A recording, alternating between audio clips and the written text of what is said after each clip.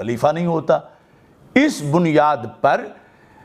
انہوں نے باقاعدہ دلیل بنائی ہوئی ہے کہ حضرت صدیق اکبر رضی اللہ تعالی عنہ معاذ اللہ خلیفہ ہونے کے اہل ہی نہیں، کیونکہ انہوں نے سیدہ معصومہ رضی اللہ تعالی عنہا کے فرمان کی قدر نہیں کی اور مانگنے پر ان کو صدق نہیں دیا، جبکہ مانگنا جو ہے وہ معصوم کا قول ہے جہاں پر خطا کا امکان ہی نہیں۔ اور آگے حضرت صدیق اکبر رضی اللہ تعالی عنہ جو ہیں وہ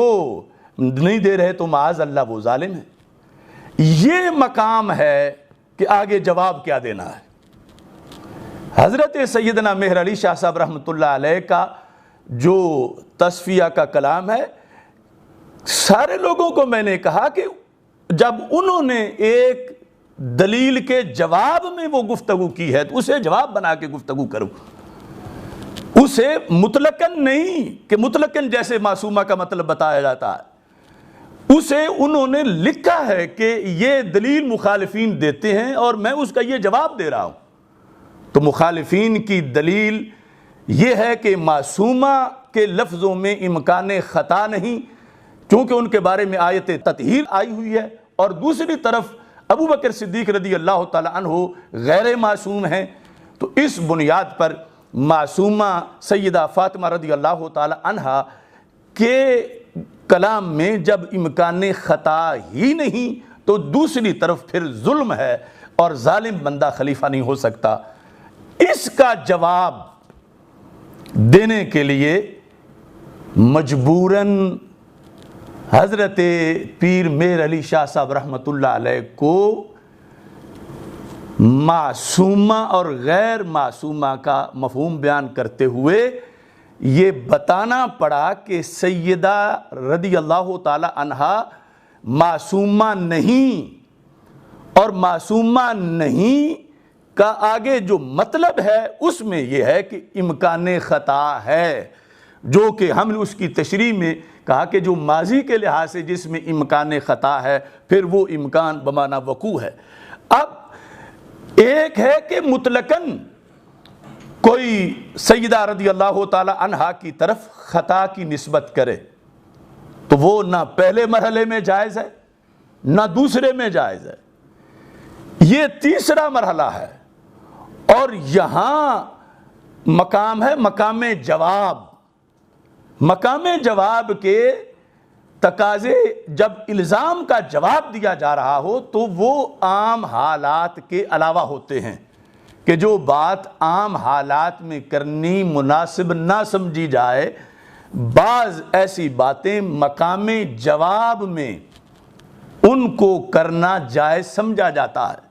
تو اس بنیاد پر جواب کے اندر آ کر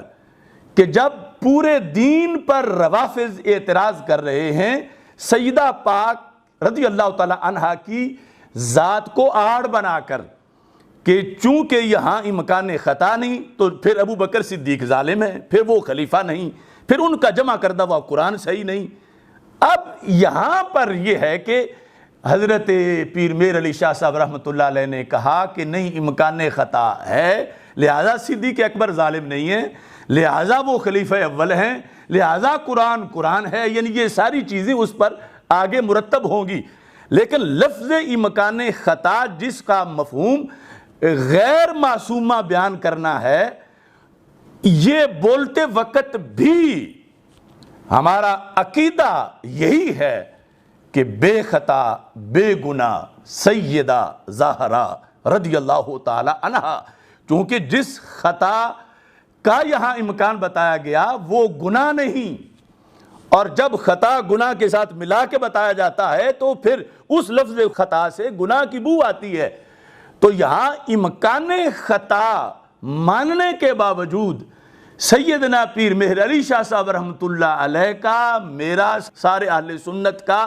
پھر بھی یہ عقیدہ ہے کہ ہم یہی کہیں گے کہ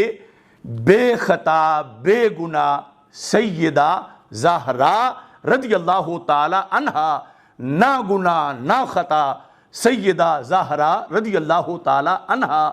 اب وہ جو جملہ بولا گیا پیر میر علی شاہ صاحب رحمۃ اللہ علیہ کی گفتگو کی تشریح میں، وہ جملہ ہے جو مقابل ہے اس کے رد کے لیے پیر صاحب کی تشریح کا جملہ، مقابل کے رد کے لیے۔ اپنے طور پر تو ہم اس وقت بھی کہہ رہے ہیں بے خطا بے گناہ سیدہ زہرا رضی اللہ تعالی عنہا، لیکن جس وقت ان سے خطا کی نفی کر کے سیدنا صدیق اکبر کو ظالم کہا جا رہا ہے، تو اب حضرت صدیق اکبر رضی اللہ تعالی عنہ کو اس حملے سے بچانے کے لیے پہلا جو سٹیپ ہے وہ اختیار کیا جا رہا ہے جوابی طور پر، اور اس میں بھی یعنی جواب دیتے ہوئے، اپنی طرف سے نہیں، جواب دیتے ہوئے ان کو جو خطا کی نفی کر کے سیدنا صدیق اکبر رضی اللہ تعالیٰ عنہ کو ظالم قرار دے رہے ہیں، تو ان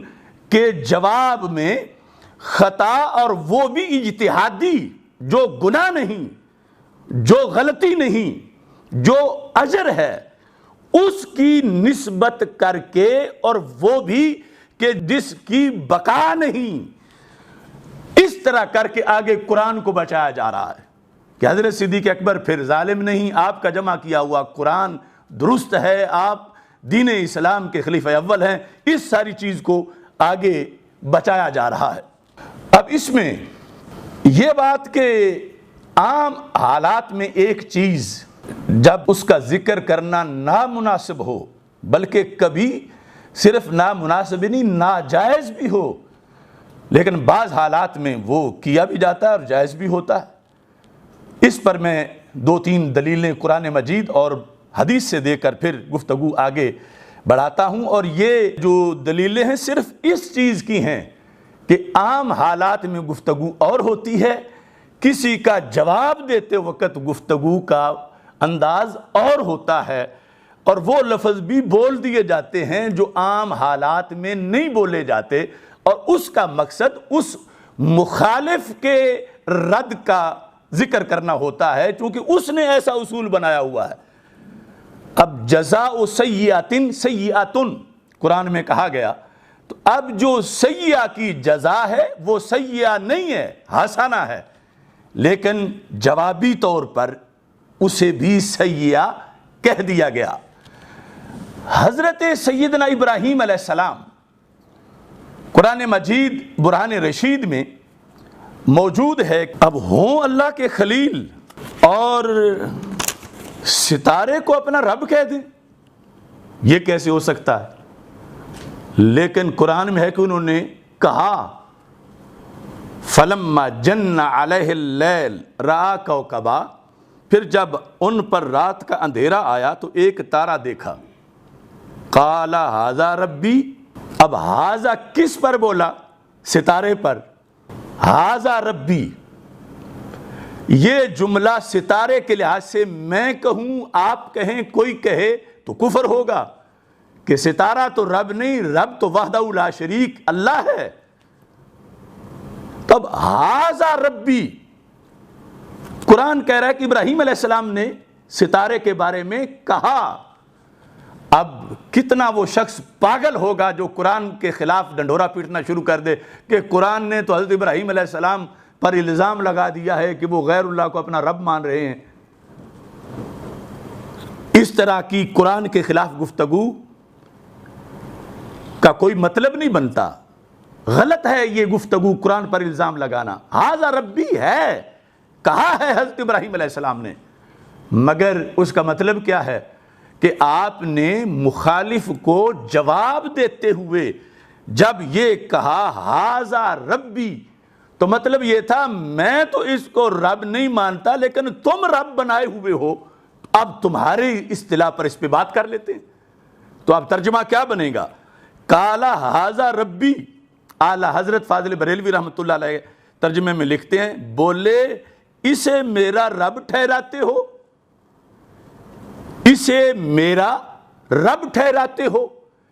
جس طرح کے عربی تفاسیر میں ہاذا ربی علی قولکم، یعنی تمہارے دعوے کے مطابق یہ میرا رب ہے، حالانکہ علی قولکم قرآن میں نہیں ہے، لیکن صرف چونکہ جوابی انداز ہے، تو یہ ہے کہ تم یہ کہہ رہے ہو، تو اب اس پر میں بات کرتا ہوں، یہ تو غروب ہو گیا، تو رب کیسے غروب ہو سکتا ہے؟ تو یہ جو ھذا ربی جواب دیتے ہوئے کہا، تو مطلب تھا تمہارے گمان میں، میرا عقیدہ نہیں ہے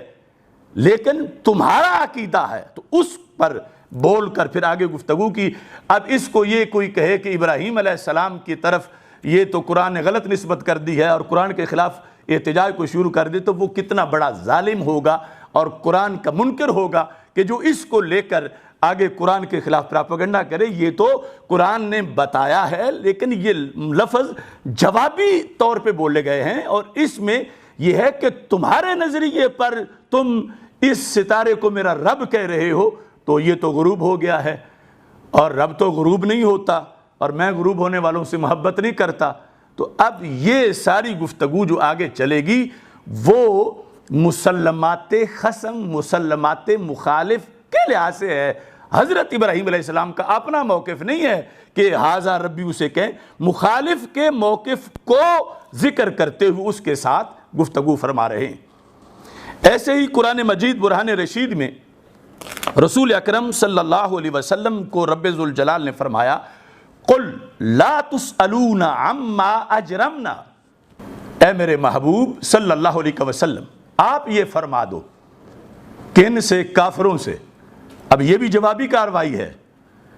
کافروں سے آپ یہ فرما دیں۔ کیا فرمائیں؟ اب وہ جو لفظ ہیں اگلے وہ ہماری زبانیں بولنے سے اپنے طور پر قاصر ہیں۔ وہ لفظ ہے اجرمنا، جو عام ایک صیغہ کے طور پر کوئی پوچھے تو اس کا مطلب ہے ہم نے جرم کیا۔ اجرمنا، اجرم یجرم، اجرمنا ہم نے جرم کیا۔ یہ ہم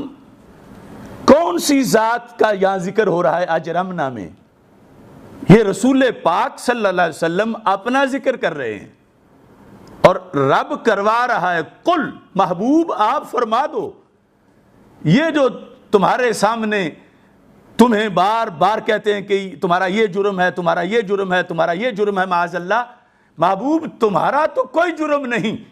لیکن ان سے کہہ دو لا تسألون اما اجرمنا۔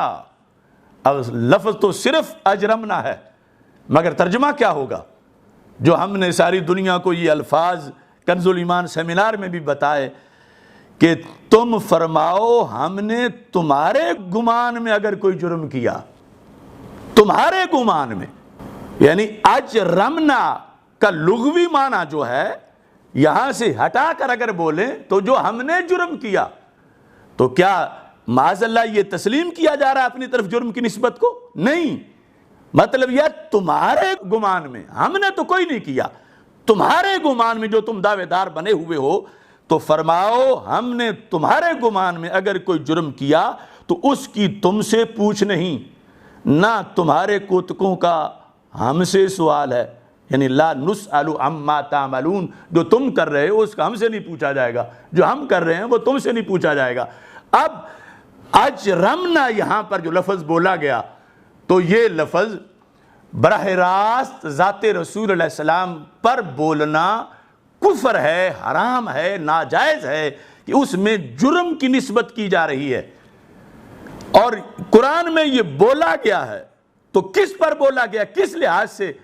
حالانکہ ساتھ دوسرا کوئی لفظ لکھا ہوا نہیں ہے، حسب قولکم یا علی قولکم، صرف یہ جو جوابی انداز ہے اس کو سامنے رکھ کر یہ ترجمہ کیا جائے گا، دوسرا نہیں کیا جائے گا۔ یہ ترجمہ کہ تمہارے گمان میں اگر کوئی جرم کیا، یعنی ہم نے تو کوئی جرم نہیں کیا لیکن تم دعوے دار بنے ہوئے ہو، تو تمہارے گمان میں۔ اب جیسے یہاں پر اجرمنا بولنا، یہاں یہ نہیں کہا جائے گا کہ قرآن نے تو انہیں رسالت کر دی ہے، بلکہ یہ ہوگا کہ یہ جوابی انداز ہے، لیکن ترجمہ ہم کسی کو یہ نہیں کرنے دیں گے